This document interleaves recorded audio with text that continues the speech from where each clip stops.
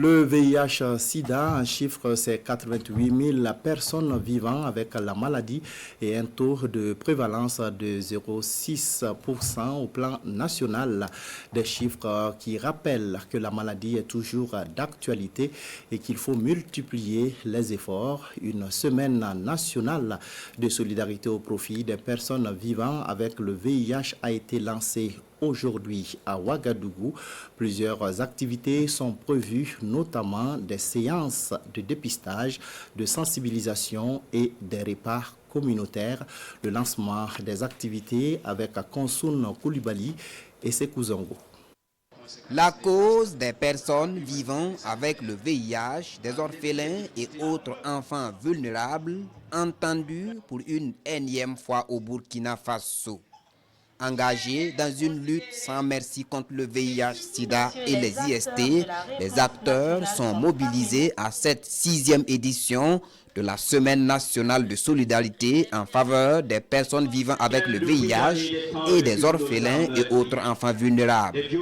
Une édition sous le sceau de la volonté d'accélération et d'intensification des actions de prévention, de soins, de protection et d'une gouvernance vertueuse. C'est un élan de solidarité envers les personnes vivant avec le VIH, les orphelins et enfants vulnérables.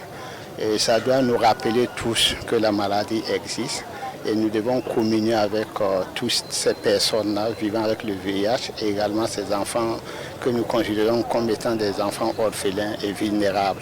Tous solidaires pour l'égalité d'accès des PV-VIH et des OEV aux services VIH, c'est le thème de cette édition. Une thématique qui traduit l'intérêt pour le Burkina à mettre la communauté au cœur des actions de lutte contre le VIH. Cette semaine de solidarité est un accompagnement pour ces personnes vraiment qui nous tient à cœur. Il y a des repas communautaires que nous organisons avec les orphelins et les personnes vivant avec le VIH. Il y a le partage de vivres et il y a les groupes de parole, il y a le dépistage aussi.